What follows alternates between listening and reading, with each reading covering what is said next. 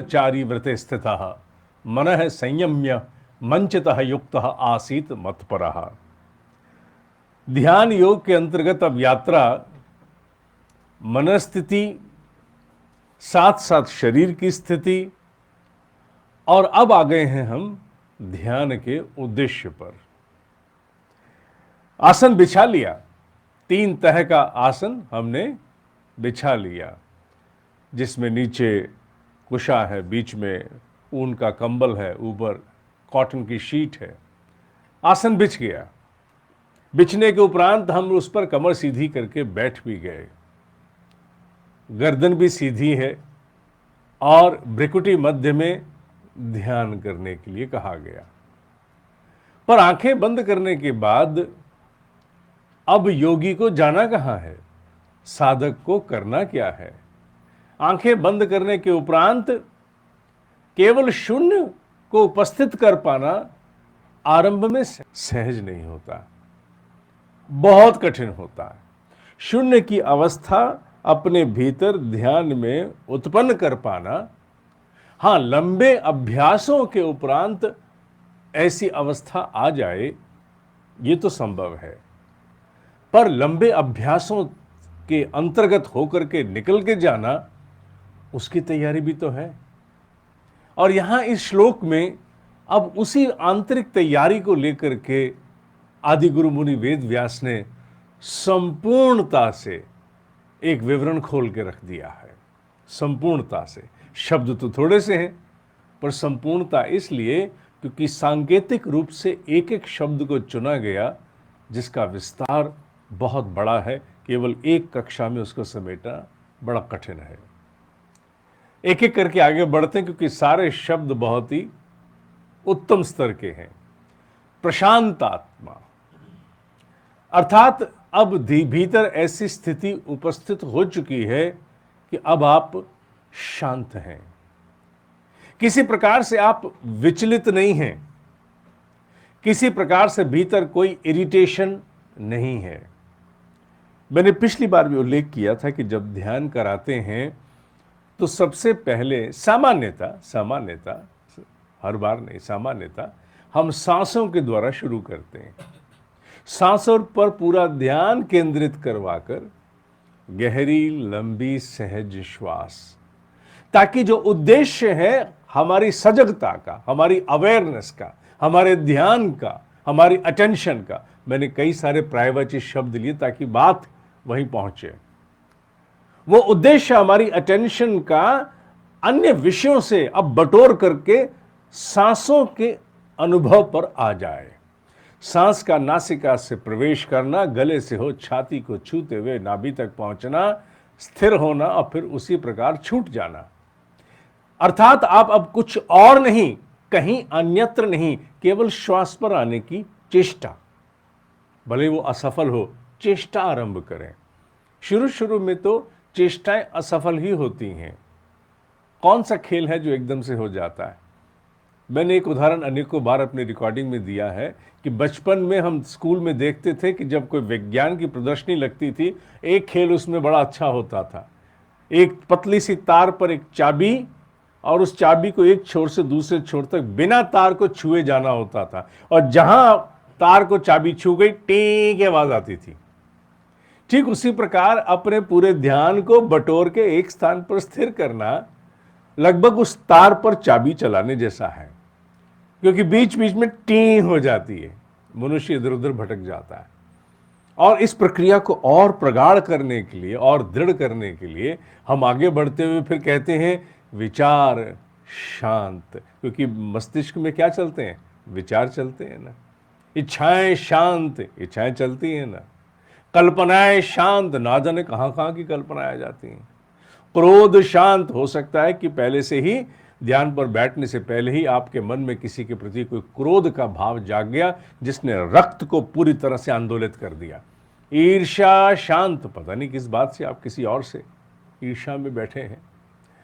हस्तक्षेप, कोई भी हस्तक्षेप अब नहीं चाहिए। ये क्या आवाज आई, वो कौन था, अरे यार ये नहीं हुआ, अरे वो छूट तो नहीं गया, हस्तक्षेप। मूल्यांकन शांत, मूल्यांकन, आदमी आजकल बड़ा जजमेंटल हो गया है। हर चीज पर अपनी जजमेंट देना चाहता है। आती जाती जितनी भी परिस्थितियां हैं उनको, उनके अलावा लोगों पर जजमेंटल। अरे अपने आप पर जजमेंटल हो रहा है। ध्यान लग रहा है कि नहीं लग रहा? मेरा नहीं लग रहा ना? असेसमेंट। तो मूल्यांकन भी शांत करो, सब कुछ शांत कर दो, पूर्ण शांति की अनुभूति में चले जाओ। क्यों? क्योंकि जब तक शांति की स्थापना नहीं होगी, अर्थात किसी प्रकार का भी सजगता का हस्तक्षेप, ऑल काइंड ऑफ पॉपिंग, जो पॉपिंग होती है भीतर, ब्रेन की पॉपिंग, चैटिंग होती है भीतर, वो जब तक शांत नहीं होगी आगे बढ़ना मुश्किल है। केवल भ्रिकुटी मध्य में ही केंद्रित होने से बात बनने वाली नहीं है।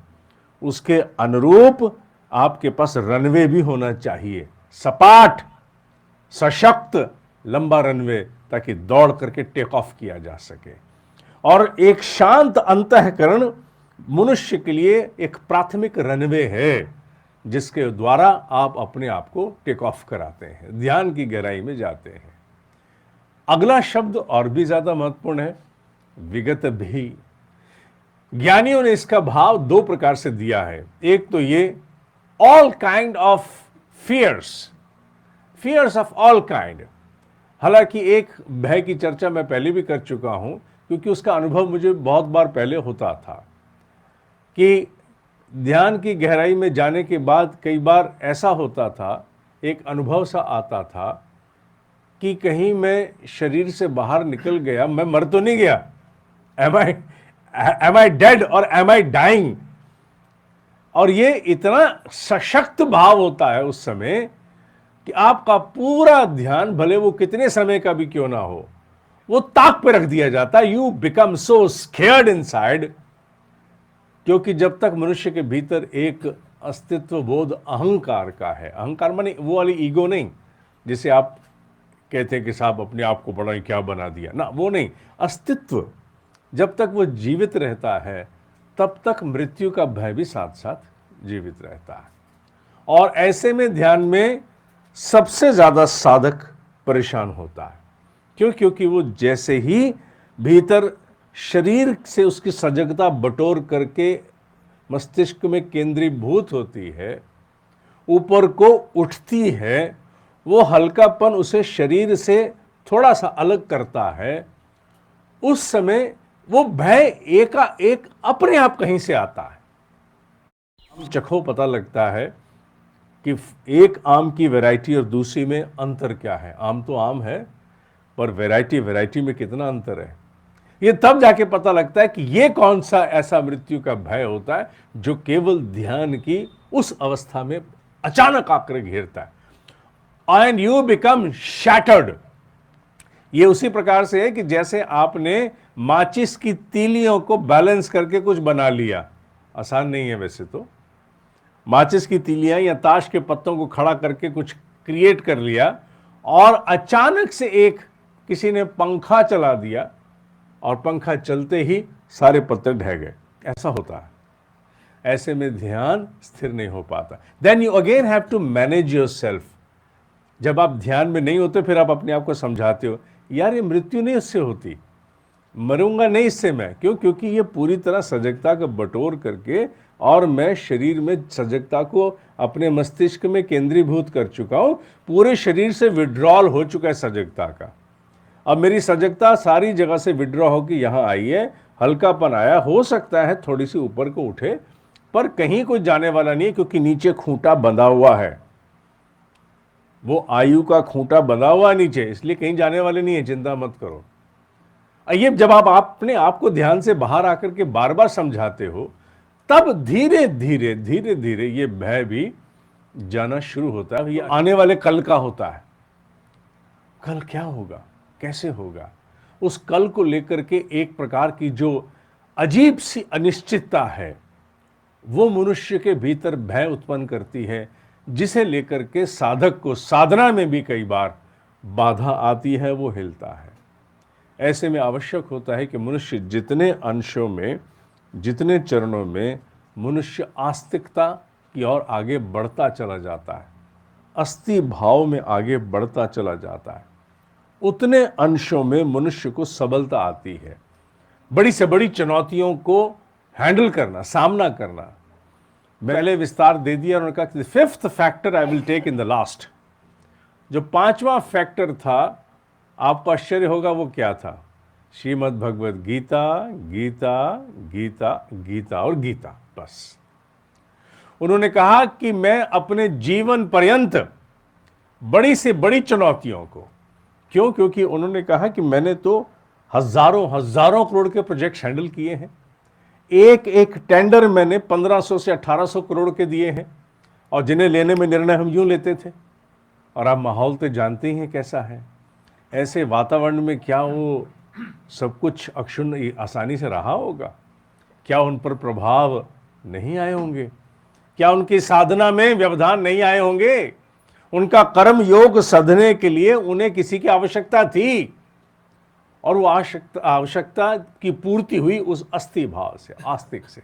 वो प्रतिदिन शाम को जाकर के डूब जाते थे कि मुझे संभालने वाली सत्ता ये है, जिसे वो अपने गीता में, कृष्ण में ढूंढते थे। हालांकि नाम उन्होंने इसको दिया है, it is not a religious book, it is the administrative gospel, ये उन्होंने कहा है।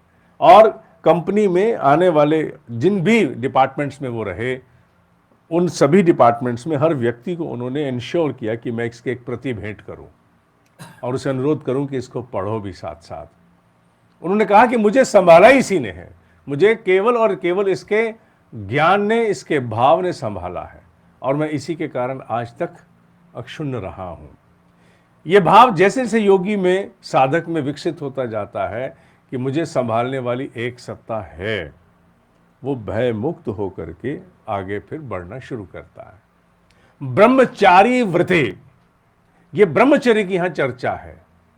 और इस ब्रह्मचर्य को केवल उतना ही नहीं माना गया है, ज्ञानियों ने इस पर पेजेस लिखे हैं। उनका मानना है कि केवल उसको उतना मान लेना जितना सामान्यतः हम सोचते हैं, संभवतः इस शब्द के साथ न्याय नहीं है। जिस प्रकार प्रकृति के नियमों का, अनुशासन का एक नियमन किया गया, एक रचना की गई है, उसके अनुरूप संपूर्ण आचरण करना, ब्रह्म की सृष्टि जो रची हुई है उसमें अपनी भूमिका एक राजकुमार की तरह, राजकुमार माने नॉट दैट प्रिंस, वो वाला प्रिंस, राजकुमार अर्थात जिसका राज्य यहां स्थापित है, उसका प्रतिनिधि बन करके और अपनी दिनचर्या को निभाना, अर्थात becoming responsible towards everything around. जैसे आज हम लोग कहते हैं ना कि हमारे यहाँ सेंसिटिविटी अभी उतनी सिटीजनरी में विकसित नहीं हुई है, हो रही है। यह वस्तुतः ब्रह्मचारी ही है। जो ब्रह्मचारी होगा वो पर्यावरण के प्रति, क्योंकि ब्रह्म के अनुरूप, ब्रह्म की रचना के अनुरूप ही उसको आचरण करना है।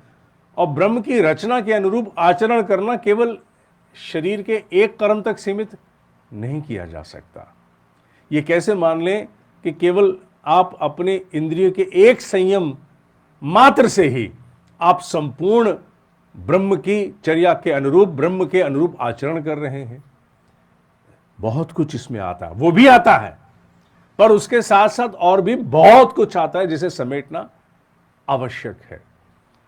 यह उल्लेख उन्होंने इसमें किया कि जो शांत मनस्थिति से है और सभी प्रकार के भय से मुक्त है और मेरी रची हुई सृष्टि में अपना दायित्व बखूबी निभाता है और अब बैठा है, ध्यान के लिए स्थित है, मन है संयम्य, मन उसका संयमित हो चुका है।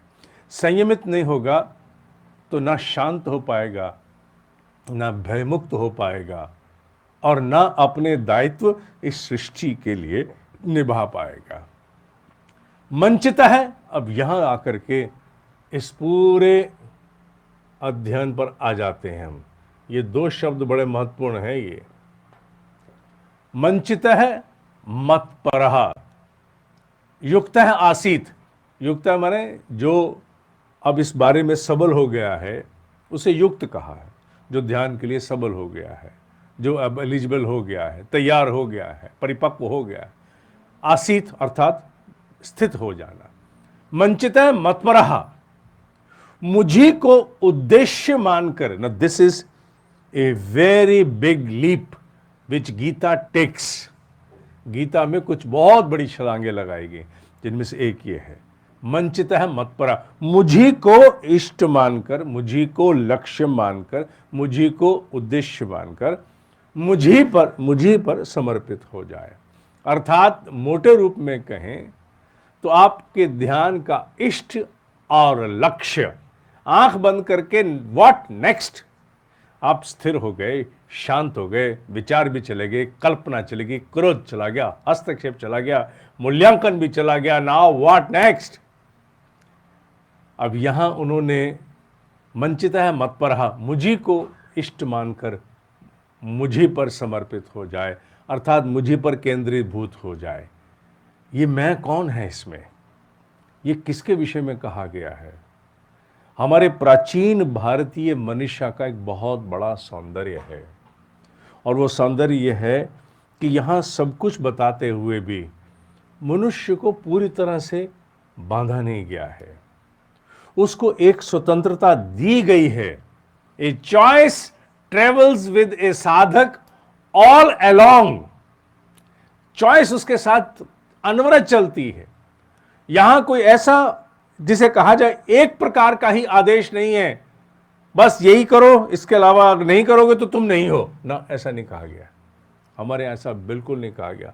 यहां प्रतिपल आपको प्रकाश देते हुए, मार्गदर्शन देते हुए, संभालते हुए, सहेजते हुए, फिर भी you are always vested with an element of choice.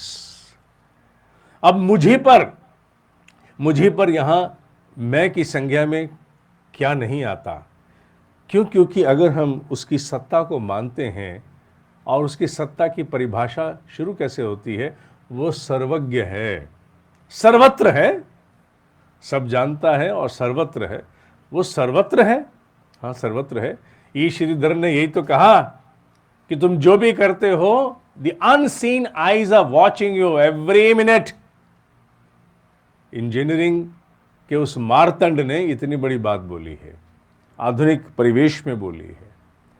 वो कौन है जो अदृश्य आंखें हैं, क्योंकि वो सर्वत्र हैं, हर जगह हैं, कण कण में हैं। यहां हर साधना के अर्जुन के पास चॉइस है। वो माने दैट माने इंडिकेशन है, इंडिकेटर है, नाम नहीं है। और रूप, क्योंकि हमारी जितने भी अस्तित्व है, मनुष्य का सीमित सा अस्तित्व नाम और रूप के बिना कुछ नहीं समझ सकता। अगर किसी चीज को आपने नाम नहीं दिया तो आप कैसे बताओ किसी को, क्या है, हाँ जी क्या नाम है इनका कोई नाम नहीं है, नाम नहीं है। अच्छा इसे क्या कहते हैं, इसको क्या कहते हैं, अभी इसका नाम नहीं है। अच्छा, जो बच्चे जन्म लेते हैं जिनका अभी नामकरण नहीं भी होता, उन्हें भी कुछ ना कुछ संबोधन देना पड़ता है, कुछ ना कुछ तो कहना पड़ता है ना। क्यों? क्योंकि हम नाम से बंधे हैं, सृष्टि में जीते हैं। इस पूरी सृष्टि का आधार, खुली सृष्टि, खुली आंखों से देखने वाली सृष्टि का आधार नाम जमा रूप है। जिस चीज का रूप नहीं है उसे भी समझ पाना, पकड़ पाना मुश्किल है। आप और भी प्रयोग करके आरंभ में देख सकते हैं कि क्या आपके ध्यान में स्थिर होने के लिए आपका इष्ट, आपका उद्देश्य कोई मंत्र है, या कोई मतपरः, मुझी को इष्ट मानकर मुझी पर ध्यान केंद्रित, मुझी को समर्पित हो जाए। इसका अर्थ क्या है? Try to build a relationship with whatever you want to meditate upon.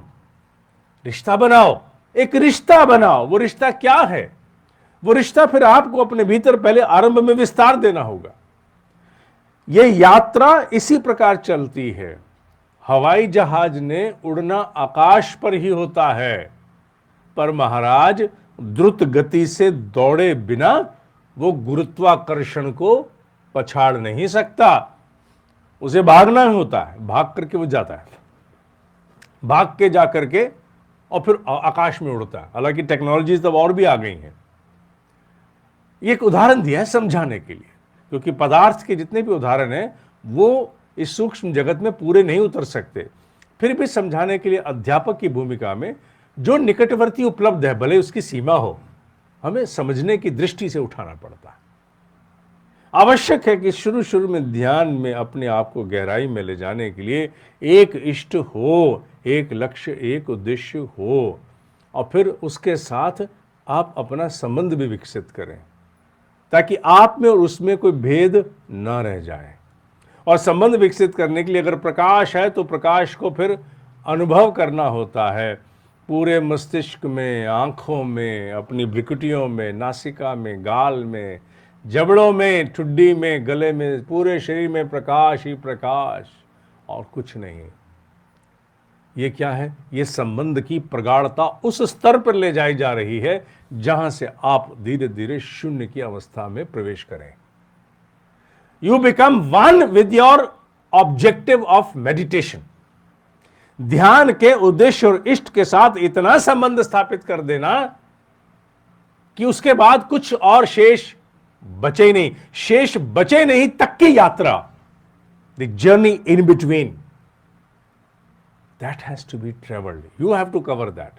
अनुमान तक आप उस पूरे अस्तित्व को अपने भीतर सजीव नहीं करते, आप और इष्ट एक नहीं होते, तब तक वो टेक ऑफ नहीं हो सकता। अभेद की स्थिति लानी होती है। मैं ध्यान में कई बार ये भी शब्द बोलता हूं, अभेद। अभेद अभेद उस समय तो जो कुछ बोला जा रहा होता है वो मेंटली होता है, डायरेक्टेड नेविगेशन होती है। पर डायरेक्टेड नेविगेशन का उद्देश्य भी होता है कि आप स्वतंत्र रूप से भी करें तो ये अनुभव करें। अभेद, there is no difference, total immersion हो गया, बिल्कुल घुल गए, विलय हो गए, घुल गए। पर उस घुलने की स्थिति तक जाने से पूर्व की तैयारी कई दिनों की है, कई दिनों की तैयारी होती है। कुछ लोग ओम पर, ओम के गुंजन पर बड़ी सहजता से ध्यान लगा सकते हैं। अर्थात you can even concentrate on a sound, you can concentrate on a object, you can concentrate upon a person, that is your choice. आप अपनी चॉइस के हिसाब से चलो, आपको इतना होना चाहिए जिसके सानिध्य में, जिसके संरक्षण में, जिसकी उपस्थिति में, जिसके ध्यान में आप में और उसमें अभेद आ जाए। लाना है अभेद।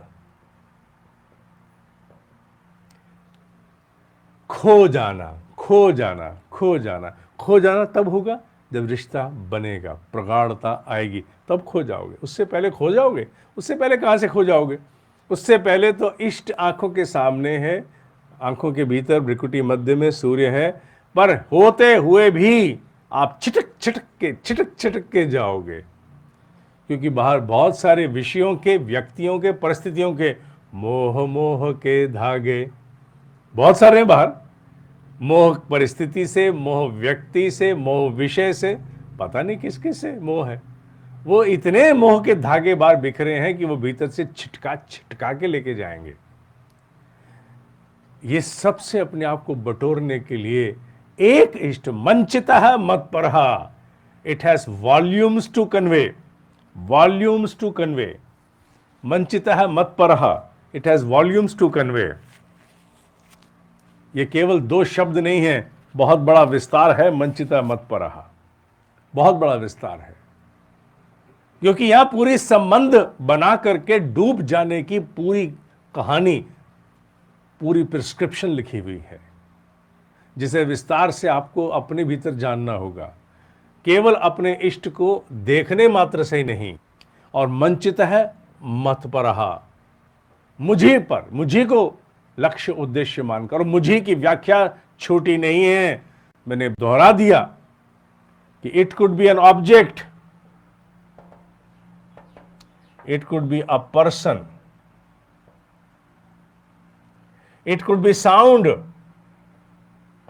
क्योंकि वो कहां नहीं है। इसके अतिरिक्त भी अगर आपको कुछ और उपलब्ध है तो आप वो भी सोच सकते हैं, पर होना ऐसा चाहिए जो श्रेष्ठता की तरफ ले जाता हो। आपके ध्यान का उद्देश्य वो होना चाहिए। बहुत से तार्किक बुद्धि अपने लिए गलत इष्ट उद्देश्य को भी मान के आगे बढ़ सकती है। हमेशा ध्यान रखो, जिस उद्देश्य के माध्यम से आत्मानो मोक्षार्थ यह अधूरा है, जगत हिताय च, जगत हिताय च, नहीं सदता हो वो इष्ट उस योग्य नहीं जो आपको वहां तक पहुंचाए। फिर ईश्वर धन की बात आती है। उसके जो 4 प्रिंसिपल्स थे जिन्होंने उसको सफल किया, उसमें चौथा उसने कहा है सोशल कमिटमेंट, सोशल रिस्पॉन्सिबिलिटी। हर पल सोचो कि मेरे द्वारा कितने बड़े स्तर पर जगत में कल्याण हो सकता है, बड़ा या छोटा, ये आकार से नहीं, अपनी ओर के योगदान से है। उन्होंने कहा मैंने हर घड़ी अपने आप को और अपने नीचे साथ काम करने वालों को समझाया, तुम्हारे द्वारा कल्याण कितना हो रहा है ये हर पल अनुभव करो, तभी तुम में काम करने के उद्देश्य के प्रति एक गहरा सात्विक पवित्र भाव जागता रहेगा। और वो जगत हिताय च है, आत्मनो मोक्षार्थ जगत हिताय च। मेरी प्रगति तो हो, पर मेरे माध्यम से ब्रह्मचर्य कहा ना, ब्रह्म की रची सृष्टि में भी तो योगदान होना चाहिए। I should be a direct contributant. My participatory role into the governance of the Almighty's kingdom has to be there, direct. ये भाव सोचते हुए मनुष्य को अपने इष्ट का चयन भी, ध्यान के उद्देश्य का चयन भी करना चाहिए। जहां आत्मोन्मोक्षार्थ है, जगत हिताच नहीं है, उससे बचना चाहिए। दोनों जहां हैं, अब वो चाहे ध्वनि है, ऑब्जेक्ट है, पर्सन है, ये बंधन नहीं है। ये सौंदर्य है प्राचीन भारतीय मनीषा का।